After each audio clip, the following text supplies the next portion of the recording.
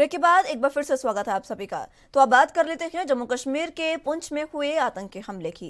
दरअसल जम्मू कश्मीर के पुंछ जिले में सेना के ट्रक पर हुए आतंकी हमले में अब एक बड़ा खुलासा हुआ है।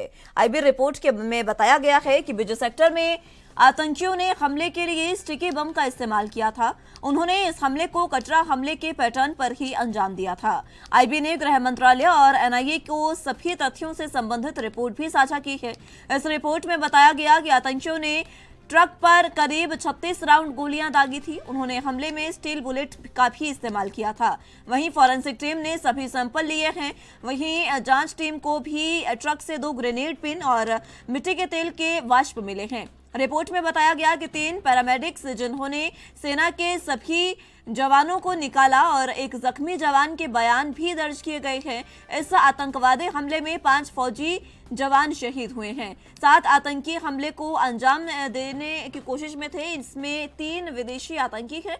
हमले का बदला लेने के लिए सेना ने राज्य पुलिस के साथ मिलकर अपना एक्शन शुरू किया है। करीब 2000 कमांडो को सर्च ऑपरेशन में लगाया गया है। सेना के पास इनपुट है कि इलाके में 7 आतंकवादी छिपे हैं। इसके लिए गहन तलाशी अभियान भी शुरू किया गया है। इस सर्च ऑपरेशन को ड्रोन और हेलीकॉप्टरों के जरिए अंजाम दिया जा रहा है।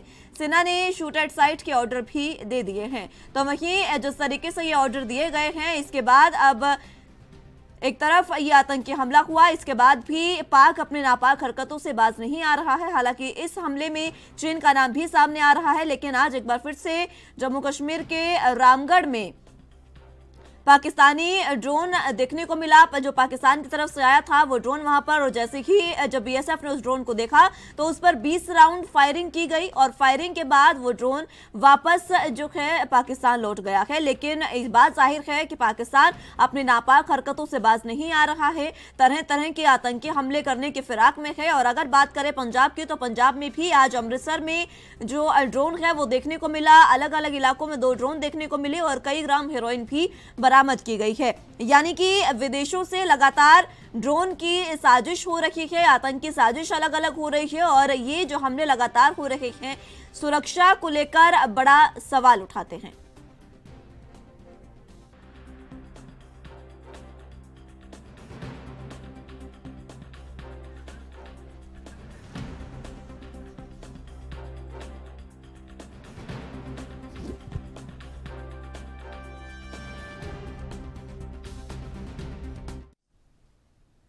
एक तरफ जम्मू कश्मीर में G20 की बैठक होनी है और इस बैठक से पहले इस तरीके के आतंकी हमले लगातार हो रहे हैं। चाहे आतंकी हमले हो या फिर आतंकी हमले के बाद लगातार ड्रोन देखे जाने की बात हो, ये सुरक्षा को लेकर एक बार फिर से बड़े सवाल खड़े कर रही है। इसी पर चर्चा की शुरुआत कर लेते हैं। तमाम गेस्ट हमारे साथ मौजूद हैं, उनका तारुफ आपसे करवा देते हैं। के सिन्हा जी रक्षा विशेषज्ञ के तौर पर हमारे साथ मौजूद हैं और प्रमोद गोस्वामी जी वरिष्ठ पत्रकार के रूप में हमारे साथ मौजूद हैं। बहुत स्वागत है आप दोनों का एनबी न्यूज पर। सबसे पहले प्रमोद जी, आप ही के पास आना चाहूंगी। जिस तरीके से आपने वरिष्ठ पत्रकार के तौर पर पहले लंबे समय से इस तरीके की चीजों को देखा है, जब हम बात करते हैं सुरक्षा की, बात करते हैं इनपुट्स की, तो सेना लगातार काम कर रही है, लेकिन घाटी में इस तरीके की हरकतें लगातार हो रही है। पुलवामा अटैक हुआ, उसका बदला दिया गया पाकिस्तान को सर्जिकल स्ट्राइक के जरिए, लेकिन उसके बाद अलग अलग तरीके से लगातार हम देख रहे हैं कि रोजाना ड्रोन की घटनाएं तो हो ही जाती है, और उसके बाद सेना के ट्रक पर इस तरीके से हमला किया जाता है, और एक बार फिर से पाकिस्तान की तरफ से ये ड्रोन आज देखा गया है। किस तरीके से आप तमाम चीजों को देख रहे हैं एक साथ? नहीं, देखिए, पाकिस्तान तो जब टूटने के बाद से, जब भारत से अलग हुआ, तब से ही वो अपनी शरारतें करता आ रहा है। ये बात अलग है कि भारत उसका माकूल जवाब देती रही है और बराबर दे भी रही है। दिक्कत ये नहीं है, असल में वहाँ एक लंबे समय से कश्मीर में उसने अपना एक नेटवर्क खड़ा कर लिया, या वहाँ के लोग जो हैं वो कहीं पाकिस्तान परस्त जिनको कह सकते हैं, कि वो लोग कहीं ना कहीं उसमें जो रहते हमारे यहाँ हैं, लेकिन वो सरपरस्ती पाकिस्तान की मानते हैं। तो इसकी वजह से कहीं ना कहीं जो वहाँ के लोग उनको स्पेस दे देते हैं, या वहाँ, तो इस वजह से ये घटनाएं होती रहती हैं।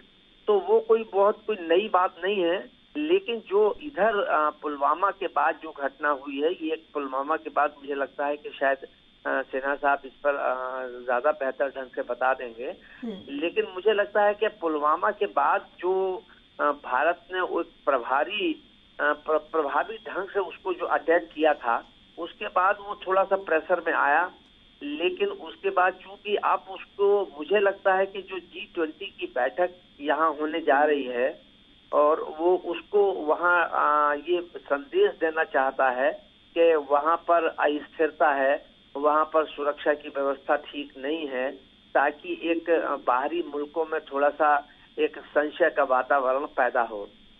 लेकिन देखिए सबसे कितना अनफॉर्चुनेट है कि पाकिस्तान, जहां वहां के नागरिक जो है, वहां की अर्थव्यवस्था पूरी तरीके से टूट चुकी है, खाने के लिए वहां है नहीं, पीने के लिए वहां है नहीं, बड़ी समस्याओं से पाकिस्तान जूझ रहा है। लेकिन और इन्हीं कारणों से अगर देखा जाए तो पाकिस्तान की दुर्गति का कारण यही है कि वो अनावश्यक रूप से भारत को या कश्मीर के इशू को लेके या भारत से अपनी स्वतंत्रता के लिए वो ये खुराफातें करता रहता है और वहाँ अपनी आर्थिक स्थिति को नहीं देख रहा है, हालांकि वो पूरी तरीके से टूट चुका है। मुझे लगता है कि भारत इसका जल्दी माकूल जवाब देगा। जहां तक सुरक्षा व्यवस्था की बात है तो वहाँ सुरक्षा व्यवस्था तो पूरी तरीके से चाक चौबंद थी और है भी, जो मुझे लगता है वहाँ सुरक्षा की तरफ से कोई बात नहीं। और जो G20 की बैठक है, इस लिहाज से तो और भी ज्यादा वहाँ सारी चीजों को मजबूत कर दिया गया है। लेकिन ये इस ढंग की जो सुसाइडल लोग होते हैं, जो आ जाते हैं, जिन्हें इसकी नहीं रहती है, वो इस ढंग की हरकतें करके वो खाली एक संदेश देना चाहते हैं कि अभी हम वहाँ सक्रिय हैं। मुझे लगता है कि जल्दी ही वहाँ से घाटी से ये पाकिस्तान की जो गतिविधियां हैं दूर हो जाएगी। और मुझे एक चीज और लगती है कि अब भारत को जो POK पाक ऑक्युपाइड कश्मीर है, इस पर विचार करना चाहिए, क्योंकि ये वहाँ के माध्यम से, और जो दक्षिण वैली है, ये वहाँ कुछ ज्यादा हमेशा से गतिविधियां रही हैं, वहाँ पर कंसंट्रेट करके और वो इनको एलिमिनेट करें वो। ठीक है गोस्वामी जी, POK पर तो कहीं ना कहीं ध्यान देने की जरूरत है ही सरकार को, और इस पर विचार की जरूरत अब ज्यादा हो गई है, क्योंकि अगर वहां पर उस पर विचार किया जाता है तो शायद इस तरीके की घटनाएं जो है वो कुछ कम हो सके। लेकिन पुलवामा के बाद ये जो आतंकी हमला हुआ, स्टिकी बम का इस्तेमाल इसमें किया गया है, स्टील बुलेट का इस्तेमाल इसमें किया गया, अलग अलग तरीके के हथियार जो है वो इसमें, हालांकि ग्रेनेड का भी इस्तेमाल किया गया, स्टिकी बम जिस तरीके से यहाँ पर बताया जा रहा है, इसको लेकर आप किस तरीके से देखते हैं? क्योंकि कई ऐसे हथियार आतंकियों के पास लगातार आ रखे हैं और इनपुट्स अभी भी हैं कि 7 आतंकी अभी भी छिपे हो सकते हैं। हाँ, नहीं, निश्चित रूप से ये बात भी बराबर आ रही है कि सर्च ऑपरेशन चल रहा है, निश्चित रूप से वो पकड़े जाएंगे या कहीं नहीं होगा। देखिए, ये हमेशा से कोई ऐसा नहीं है कि इस बार उन्होंने ये इस ढंग की शरारतें भी करते रहे, और जो सोफिस्टिकेटेड वेपन्स हैं उनको, अच्छा दूसरे, इसमें खाली पाकिस्तान नहीं है, इसमें और जो मुझे लगता है कि इसमें चाइना भी उनके, चूंकि हमेशा उनके साथ मिला रहा है या कहीं ना कहीं उनको प्रेशर देता रहता है, चाहे वो हथियारों के रूप में, चाहे आर्थिक मदद के रूप में। हालांकि थोड़ा सा इधर कम हुआ है, पाकिस्तान को चाइना भी समझने लगा है कि इसको नहीं, और भारत भी पूरी तरीके से अलर्ट है। वो दोनों मोर्चों पर, चाहे वो चाइना का बॉर्डर हो और चाहे वो पाकिस्तान का बॉर्डर हो, अब भारत वो नहीं रह गया है कि जो वो अगर कोई ऐसी स्थिति आती तो दोनों मोर्चों पर करारी कार्रवाई और प्रभावी जवाब देने के लिए सक्षम है भारत हमारा। ठीक है, रक्षा विशेषज्ञ के सिन्हा जी हमारे साथ मौजूद हैं। सिन्हा साहब, बहुत स्वागत है आपका INB न्यूज़ पर। जिस तरीके से ये आतंकी हमला हुआ, पुलवामा के बाद ये हमला, आप बतौर रक्षा विशेषज्ञ किस तरीके से देखते हैं? क्योंकि G20 की बैठक है, हालांकि सुरक्षा व्यवस्था वहां पर पूरी की गई है, लेकिन कहीं ना कहीं जब 7 आतंकियों के इनपुट्स मिलते हैं और वो इलाका इतना घना है, जंगल इतना घना है कि अगर आप आतंकियों की गुफा पर भी खड़े हैं तो वो आप नहीं अंदाजा लगा सकते कि आप वहां पर हैं। किस तरीके से आप इन तमाम चीजों को देखते हैं? जय हिंद। देखिए, जय हिंद। सबसे पहले जो जवान मरे हैं जी, आप कौन से लैंग्वेज में करना चाहेंगे? पंजाबी में, इंग्लिश में, हिंदी में? हिंदी में सर। अच्छा, ओके। देखिए, ये जो ये हादसा हुआ है, ये बहुत दुखद हादसा है और हमारे 5 जवानों की शहादत हुई है। तो सबसे पहले तो उनको मेरी तरफ से बहुत बड़ी श्रद्धांजलि होगी। उन्होंने अपने जान की निछावर देश के सुरक्षा के लिए, अखंडता के लिए, और हमारे सब 104 करोड़ जो जनता है हमारी, उनके लिए उन्होंने निछावर की है। ये हमें ये समझना पड़ेगा कि हुआ कहाँ और किस लिए हुआ और किस वक्त में हुआ।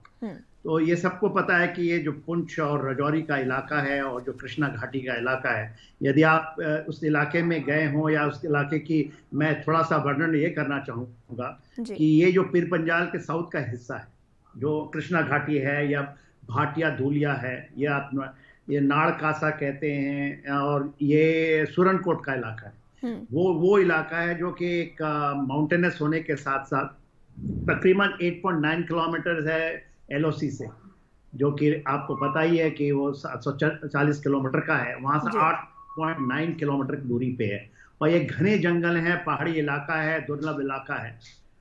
और इसके आपको पता ही होगा कि इसके पहले भी एक 2003 में एक बहुत बड़ा ऑपरेशन चला था, ऑपरेशन सर्वनाश, जिसमें कि हमारे एयरक्राफ्ट, जो हमारे फाइटर एयरक्राफ्ट हैं, लॉर्ड ऑफ एयरबॉर्न फोर्सेस, बहुत सारे डिवीजन, इसका वहां पर खंगाला गया था और बहुत ज़्यादा यहाँ इसको कंट्रोल किया गया था। तो इलाका वही है, और ये पिछले साल भी हमारे 9 जवानों की शहादत हुई है इस इलाके में। और सेम इलाका है, बिम्बर गली से तकरीबन 2-3 किलोमीटर जब हम अपने राजौरी की तरफ आते हैं हुआ है। अब दूसरी बात है कि ये तो जमीनी हालात है। दूसरी बात जो आपको समझनी है कि क्यों हुआ। आज के दिन में जब हम ये कहते हैं कि जम्मू एंड कश्मीर के परिस्थितियां काफ़ी बदली हैं, और सिक्योरिटी के तरीके से यदि आप देखें तो काफ़ी बदल चुकी है, बिल्कुल। और मगर बदली है वो परमानेंसी नहीं है वो, क्योंकि एक फ्रोजन कॉन्फ्लिक्ट है इंडिया और पाकिस्तान के बीच में, और ख़ास करके जम्मू कश्मीर के लेकर मसले को लेकर के, जिसके अंदर में हमने 4 युद्ध तो उनसे डायरेक्टली लड़ चुके हैं, और हर एक बार उनको हम सबक नहीं सीखता पाकिस्तान, और किसी भी दुश्मन को आप सबक नहीं सिखा सकते यदि वो सीखने के लिए तैयार नहीं है और वो डिफीट नहीं होता। तो वो अब जब हम परिस्थितियां बदल दी, खास करके 370 के बाद और 35A के बाद, जिस तरह से एब्रिगेशन के बाद चीज़ें बदली हैं और नॉर्मल सी वहाँ आई है, बहुत इन्वेस्टमेंट है। और आपको पता है G20 एक बहुत बड़ा काउंटर स्ट्रोक है स्ट्रैटेजिक लेवल पे। जब आप वहाँ मीटिंग कर रहे हैं, भले ही वो मीटिंग वहाँ पर, क्योंकि जितने भी ये होते हैं टूरिज्म के ऊपर में है, और विश्व के 20 देशों के जो कि मैटर करते हैं, जिसमें 80% पॉपुलेशन है, जीडीपी है, वो G20 की जो बैठक है उसका एक बहुत बड़ा महत्व है। और ये पूरा तमाचा है चाइना को और पाकिस्तान को। तो उसके अंदर में ये बौखलाहट है। सिक्योरिटी हम लैप्स कहेंगे, ठीक है, हमारे कमियां होती हैं, मगर सामरिक तरीके से आप देखेंगे तो ये जो कैट एंड माउस की एक खेल होती है, उसका एक हिस्सा मान के चलिए। हाँ, उसके अंदर में जरूर टूटियां हुई हैं कहीं भी, मगर हम अभी वो समय नहीं है कि हम इन चीज़ों को निकाल करके और उसके ऊपर में बातचीत करें। बातचीत करने का ये है कि हमें इसे डिफीट करना है, और टोटली डिफीट करना है। उसके लिए क्या करना है, बहुत सारी कार्रवाइयाँ हुई हैं, तो अगला कदम बहुत बहुत मेरी तरफ से सख्त होना चाहिए। भले ही ये G20 के बाद हो या SCO की मीटिंग के बाद हो, मगर हमें उस परपुचुएटर को, अदरवाइज कितनी पीढ़ियां लग जाएंगी, ये फ्रोजन कॉन्फ्लिक्ट चलता रहेगा। बिल्कुल। और इस तरह की शहादत होती रहेगी। बिल्कुल। ठीक है, मैं एक बार फिर से लौटूंगी सिन्हा साहब आपके पास। गोस्वामी जी, आपके पास आना चाहूंगी। सिन्हा साहब ने एक बात कही है कि अब जो एक्शन होना चाहिए वो ज़्यादा से ज़्यादा सख्त होना चाहिए। ऐसा सख्त होना चाहिए ये एक्शन कि दोबारा शायद पाक ऐसी हरकत ना कर पाए, क्योंकि हम कब तक अपने जवानों को खोते रहेंगे। पुलवामा में हमने इतने जवान खो दिए, 5 जवान यहाँ शहीद हो गए हैं। कब तक इस तरीके के हमले होते रहेंगे और भारत कब तक शांत बैठेगा, ये सबसे बड़ी बात है। हालांकि सर्जिकल स्ट्राइक करके हमने बहुत बड़ा जवाब दिया, लेकिन उससे बड़े एक्शन की तैयारी करनी होगी अब सरकार को। नहीं, देखिए, निश्चित रूप से वो भारत चुप नहीं बैठेगा, उसका कहीं ना कहीं काउंटर और प्रभावी काउंटर जरूर करेगा। अभी जो जनरल साहब ने एक बात कही कि G20 के बाद, मुझे लगता है कि अभी G20 की नजाकत को देखते हुए अभी कोई ऐसी चीज, ताकि वो एक इंटरनेशनल इशू न बने या पाकिस्तान उसको न बनाए।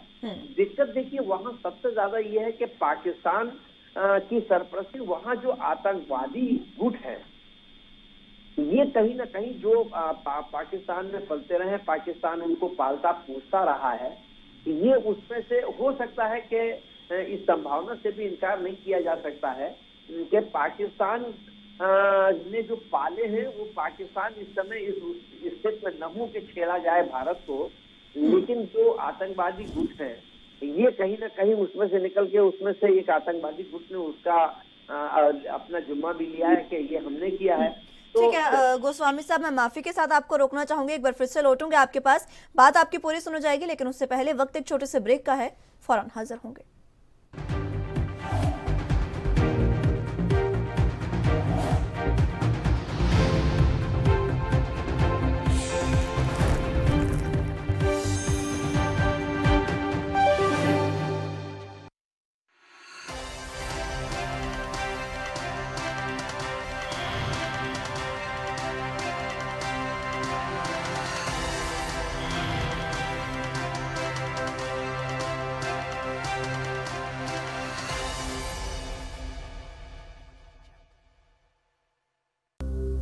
देवभूमि अपनी अनमोल संस्कृति को संजोए विश्व का आध्यात्मिक केंद्र है उत्तराखंड, जहां हर व्यक्ति है एक समान। इसी के अनुरूप हर व्यक्ति के अधिकार भी होना चाहिए एक बराबर। इसी विचार को साकार करने के लिए उत्तराखंड सरकार ने राज्य में समान नागरिक संहिता लागू करने की दिशा में महत्वपूर्ण कदम बढ़ाकर एक नया इतिहास रचा है। यूनिफॉर्म सिविल कोड का प्रारूप तैयार करने के लिए गठित समिति की कई बैठकें हो चुकी हैं और काम को तेजी से आगे बढ़ाया जा रहा है। इस कानून के बन जाने के बाद राज्य में किसी भी तरह का कोई भेदभाव नहीं रहेगा। सभी लोगों के एक जैसे अधिकार होंगे, किसी के भी साथ कोई भेदभाव नहीं होगा और महिलाओं को इससे विशेष रूप से लाभ होगा। ये कानून एक समान सामाजिक नियम लागू करेगा। सभी लोगों के लिए शादी, तलाक, भरण पोषण भत्ता, गोद लेने और उत्तराधिकार जैसे विषयों पर एक जैसे अधिकार होंगे। कानून सबके लिए बराबर होना चाहिए, नई जनरेशन के लिए फायदा है। इस कानून के बनने के बाद राज्य में लैंगिक समानता को बढ़ावा मिलेगा। इस कानून के बनने से हमारी उत्तराखंड की जो संस्कृति और सभ्यता है उसको सुरक्षा मिलेगी। समान नागरिक संहिता के लागू होने से सभी नागरिकों के लिए कानूनी प्रक्रिया सरल और सुलभ बनेगी। समान नागरिक, समान अधिकार, एक साल नई मिसाल।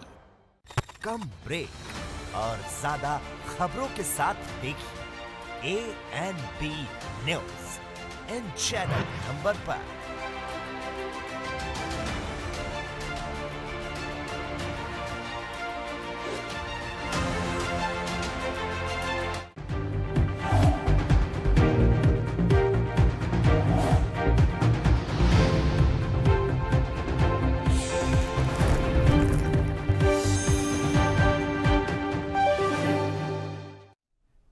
ब्रेक के बाद एक बार फिर से स्वागत है आप सभी का। तो बात कर रहे हैं जिस तरीके से जम्मू कश्मीर में सेना के ट्रक पर आतंकी हमला हुआ और उसके बाद लगातार ड्रोन जैसी चीजें देखने को मिल रही है, जिस पर आज ही रामगढ़ में ये ड्रोन देखने को मिला पाकिस्तान की तरफ से जो आया, और ड्रोन पर बीएसएफ के जवानों ने लगभग 20 राउंड फायर किए और उसके बाद ये ड्रोन वापस पाकिस्तान चला गया। चर्चा की शुरुआत एक बार फिर से कर लेते हैं, तमाम गेस्ट हमारे साथ मौजूद हैं।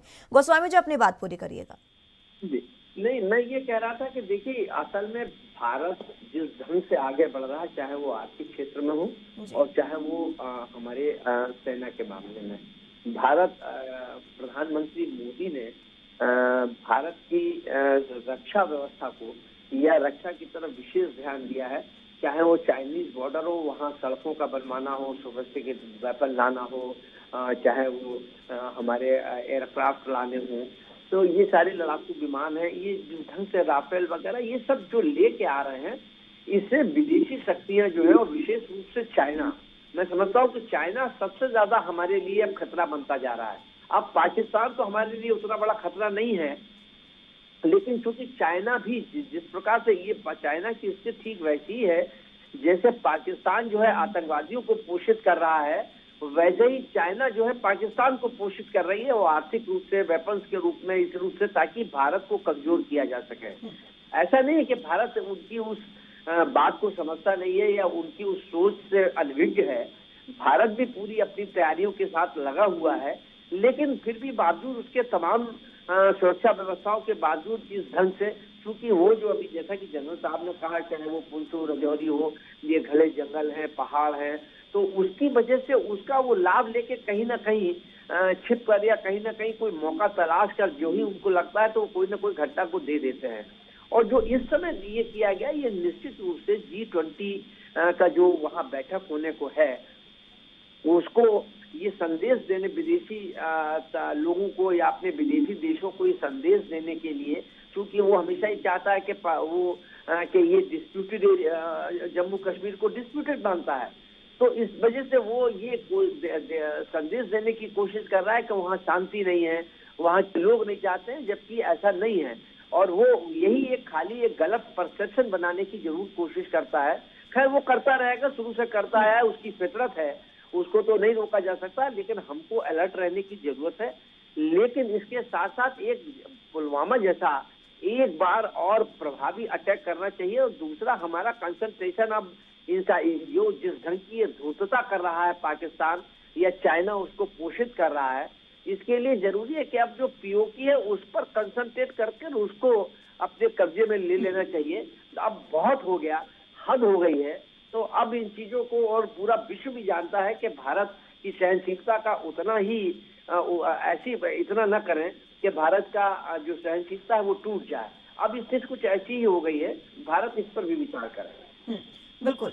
सिन्हा साहब, आपके पास आना चाहूंगी। जिस तरीके से गोस्वामी जी ने कहा कि अब पीओके पर बात करने की जरूरत है, पीओके पर विचार करने की जरूरत है, अगर वहां पर विचार होता है तो शायद पाक को एक कुछ पटखानी दी जा सके। दूसरी तरफ ये है कि चीन की अगर बात आ रही है तो एलओसी की अगर हम बात करें तो कई दौर की वार्ता हो चुकी है उसको लेकर चीन से, लेकिन वहां चीन भी बाज आने को तैयार नहीं है। ये दो ऐसे दुश्मन हैं हमारे जो बॉर्डर पर लगातार तैनात हैं और लगातार हमारी मुश्किलें बढ़ा रहे हैं।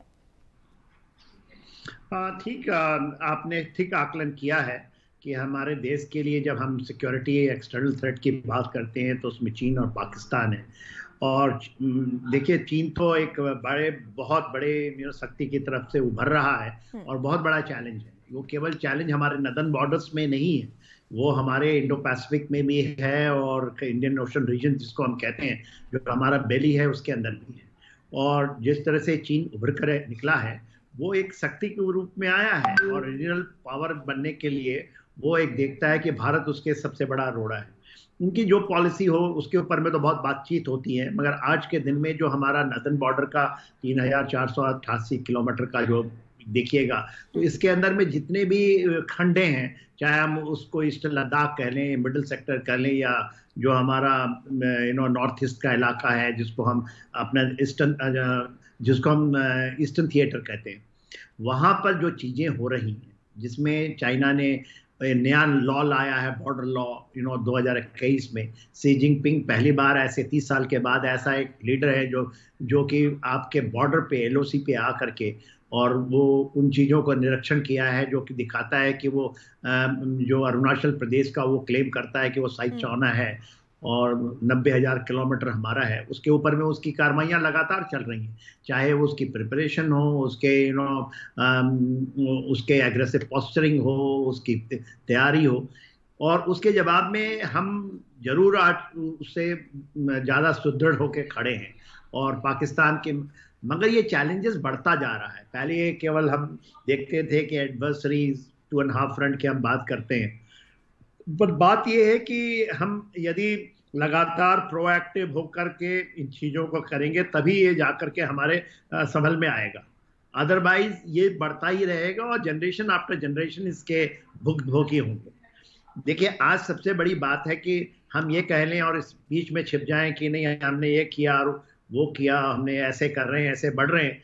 बात उसकी नहीं है, बात आज उसकी है कि भारत आने वाले 21वीं सदी के अंदर में, क्या आज के बाद जो हमारे डिस्टेंट फ्यूचर में क्या हम इन चीज़ों को रोक पाएंगे नेक्स्ट जनरेशन के लिए, आने वाली पीढ़ी के लिए या इस पीढ़ी के लिए, क्योंकि इस पीढ़ी में भी इस तरह की शहादतें नहीं होनी चाहिए।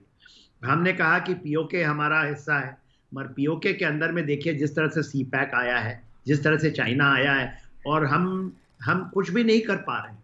पीओके हमारा हिस्सा है, ये तो 90s में ही आ गया, हमारे कॉन्स्टिट्यूशन के अंदर है, हमारे संविधान में इसके ऊपर रेजोल्यूशन पास हुआ है, हम उसकी सीटें रखते हैं कि ये खाली रखते हैं कि इतनी सीटें हैं, और मगर उसके ऊपर में पुख्ता काम करने के लिए या तो हमें कोई सुदृढ़ होकर के कर गुजरना होगा।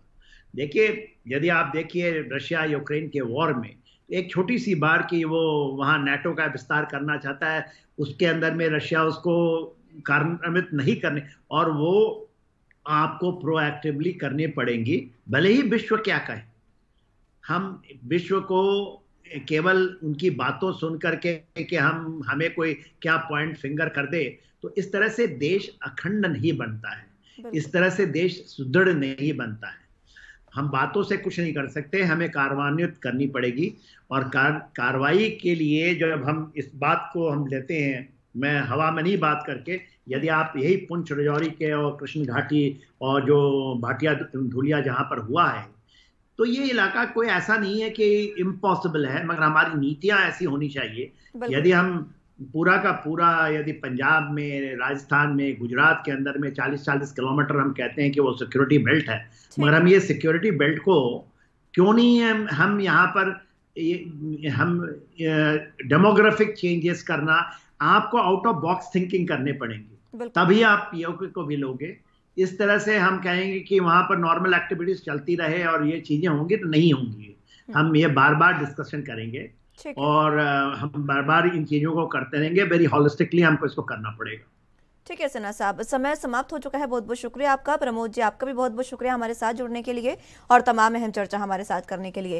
लेकिन जिस तरीके से सेना पर इस तरीके के आतंकी हमले और घाटी में जिस तरीके की लगातार गतिविधियां चल रही है, उसको देखते हुए तमाम, चाहे रक्षा विशेषज्ञ हो या फिर वरिष्ठ पत्रकार हो, उनका यही कहना है कि अब सख्त से सख्त एक्शन लेने की जरूरत है, ताकि एक बड़ी पटखनी और एक बड़ा जवाब विपक्ष और पूरे विरोधी दल को दिया जा सके। फिलहाल के लिए मेरे साथ इस बुलेटिन में बस इतना ही। तमाम अहम खबरों के लिए आप देखते रहिए ANB न्यूज़। नमस्कार।